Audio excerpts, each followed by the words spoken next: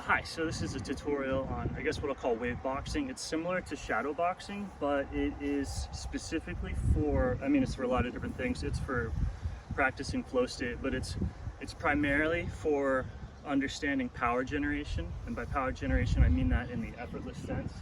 So really doing motions that have your entire being behind them, and not just your entire being, but it has all of your inertia, your momentum, and your everything behind it. So to hit hard, you have to have all of your body energy needs to be behind it. So if you're moving forward, you have to connect that forward momentum to the hit.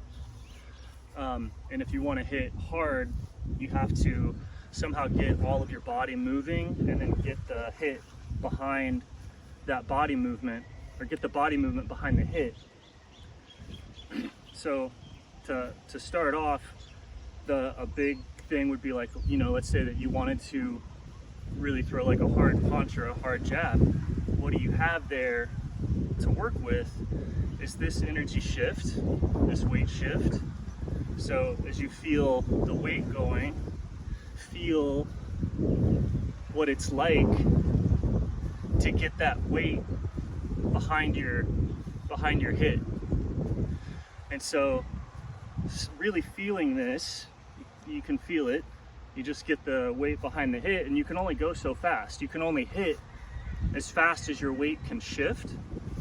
And so when those two things are tied together, you'll see that you can only go so fast, in your striking speed in terms of how powerful you are is largely determined by how strong your legs are. But even then, these big weight shifts are slow, and so these really big hits where you're behind it are usually based off of timing, because something has to be happening. You naturally want to step in, but you want your hit to be behind it. So you open that up with some drill like this, where there's a big weight shift. And this works for baseball. Right? So with these weight shifts, you can also have one where you have one hit. Once you get this really dialed in, this backhand can be riding the wave, and it's going to be strong no matter what. And you can practice, can I do something as a distraction that's maybe not connected to the wave, right? People that can't hit very hard are usually hitting before their body weight strikes. So stuff like this, right? You'll see that my hands are disconnected from my legs. Whereas if I have my hands connected to my legs, or better yet, my hands connected to my weight, right? Striking coordination is how you use this. Just picture a big blob of water going back and forth. How do you get that? And then you want to, where can I find that? Once you see that what you're actually doing with striking is just getting your momentum going, and then getting the strike on the momentum, and you can kind of practice getting your momentum to move in less catastrophic ways. I don't want to have to be going all the way in ever to strike hard, so I can have my momentum come up, right? So you just practice moving your momentum up in the hand or down, right? So your momentum can sink, and it can also rotate. So I can kind of go forward and back, right? But I can also, as my momentum goes forward, I can also rotate it.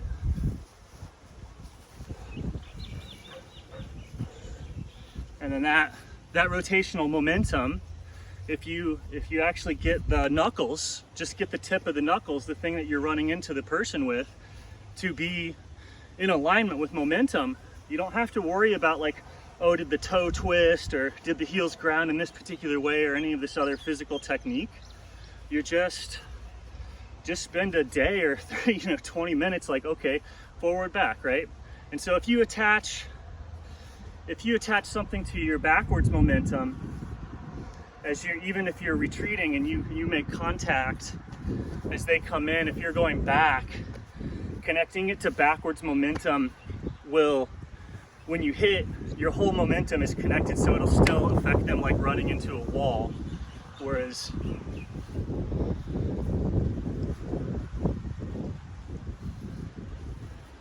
doing it when you have forward momentum will actually create kind of a strike feeling. And then that's it. You don't have to worry about any of the foot stuff, any of the elbows, knees, heads, toes, whatever. And you do want to practice like, oh, can I move my momentum around down low? What am I able to do down here?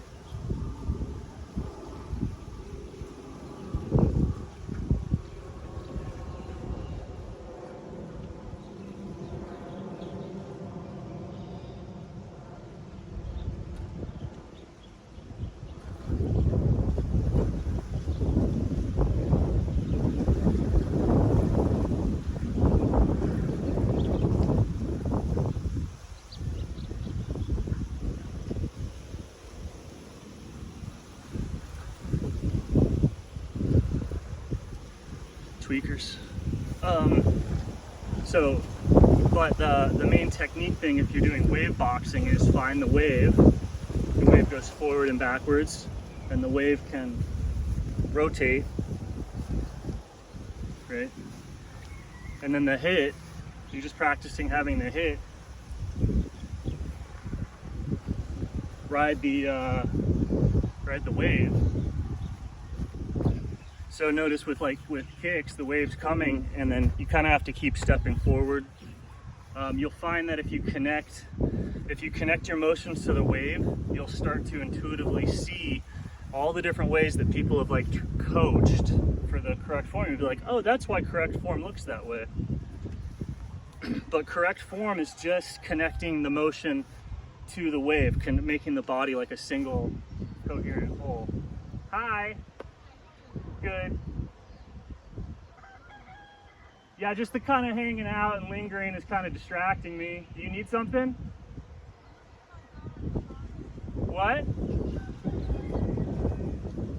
I'm kind of working on something right here if you want to, I don't know, hang out anywhere else. Yeah? Thank you. I'm sorry. Yeah. Okay. So it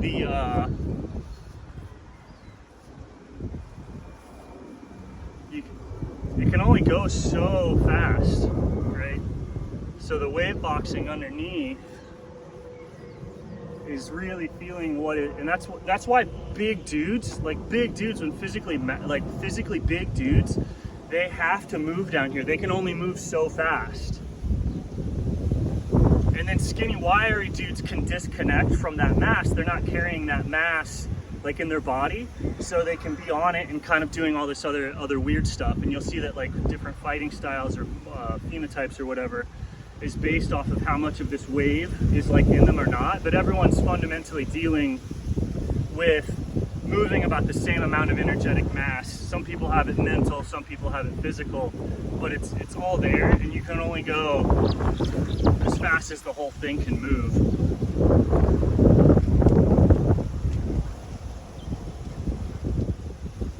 And then even stuff like grabbing, if you were doing traps, in Wing Chun or tiger claw stuff, it's still find the momentum. How do I attach, where's the momentum in this movement, and how do I attach the momentum to the clear, to the strike? You're just looking for momentum, and that would be wave boxing. So any movement that you want to break down, and then that's kind of your weapon that you're using. If you were ever going to do this in a knot drill, you're basically to hit hard with momentum. You're carrying a big rock, so there's physical limitations on just how fast you can move that rock. So you do have to set things up or wait for an opportunity, because hitting really, really hard is kind of slow. You're having to move so much stuff that you can only move so fast. You can't can't really do any of that stuff. And that's why when people have a lot of flashy whatever, but it's not connected to a big grounded thing, it is flashy, it is cool, but if somebody is just standing in their presence, if they're moving with their whole being, that stuff hits and it doesn't have any effect on them. So you don't necessarily have to be doing any flashy stuff, and the flashy stuff only works to the degree that the person is like performing it from their depth and not performing it from mental agitation, right? Like a lot of people can do a lot of tricks and stuff because if you get such extreme mental agitation that it really causes your body to kind of move around and go crazy. That's not necessarily like successful, or it's not controlled, or the person's not in control. What you're looking at is just a storm and it has kind of a person in it, and they're doing maybe crazy backflips or punches or whatever, but you'll look at them long term and it doesn't work out for them any better than it does anybody else. It's just random chaos. Whereas like deliberate power coming up from within is these big long swells that have always been there and are already there, and you're just kind of finding it and tuning into it. And so the movement is just slow, like it has to be. So wave boxing is slow. It's like, so if I'm down here and I want to come up here, that's pretty easy. So where's the momentum?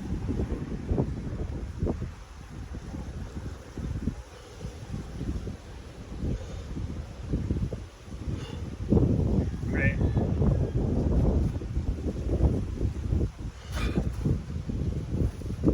And so you just, even when you go here, it's like, did I continue with the momentum or did I lose it? Sometimes you can fall behind the momentum.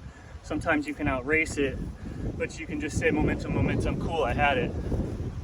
Momentum, momentum, momentum. And all the different things kind of come out very obviously. But it starts out with, the basis is just feeling these sort of back and forths. And so whatever it is that's moving back and forth, that's your main stance. And so then any kind of movement like this causes your main stance to wave in one direction or another, and when it's in between that, you can view it as a wave, and then the degree to which you can ride that wave to,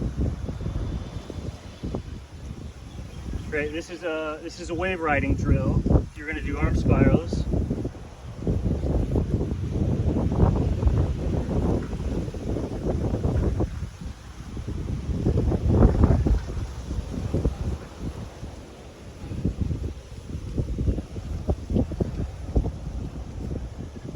But I don't know. It's a big deal to me because I learned it like a different way, kind of like a less intuitive way, and was taught a bunch of different things besides, okay, what are your basic movements? It's left, right, maybe in diagonal, and while you're moving you can spin, or while you're moving you can go down and up.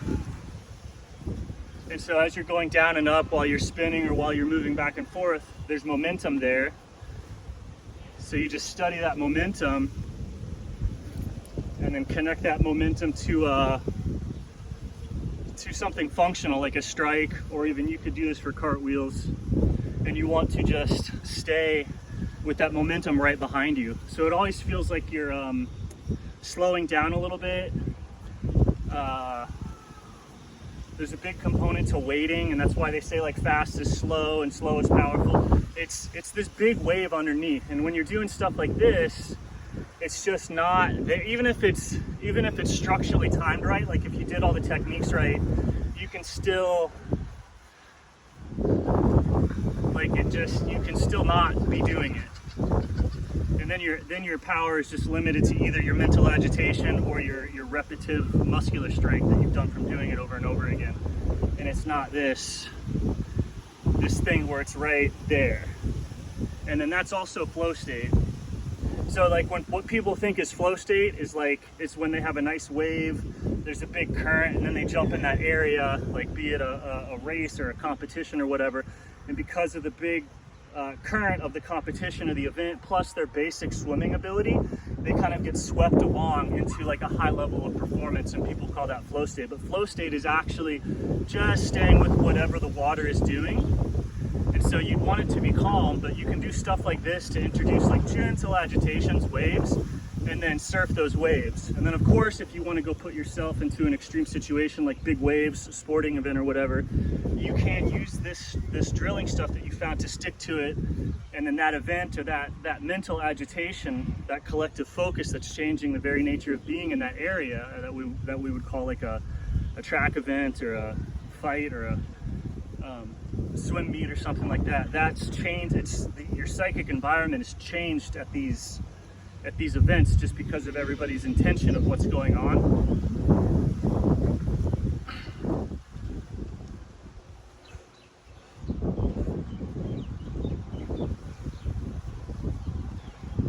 And if you just practice different movements of like staying with the momentum, you get comfortable in there's not any positions or whatever, but as you fight or you engage in your sport, you're going to get in different positions. And if you've learned how to sense and ride the inertia in those positions, even if you get like blasted backwards, as long as you stay on your inertia, when you hit the ground, you hit the ground with your whole being and stay with the inertia and just kind of either splay out or roll or whatever else. Like even falling ability is based off of waiting and staying with inertia. And it's not this thing where it's like, oh, fall back and slap your arms. It's like, no, fall back, stay with your inertia, and just stay with your inertia even when it hits the floor. And you'll naturally roll, or you're naturally like splash or anything else. All of this skill comes out from what I'll just call like wave boxing, water boxing. And so yeah, you can take whatever your specific sport application is and just kind of start to move your being, develop inertia, and just do the movement. Like keep, if you're doing cartwheels, like are my legs staying in the inertia? Is my head staying in the inertia? And do the basic movement just stuck to the inertia of the movement. And then that generates the effortless power.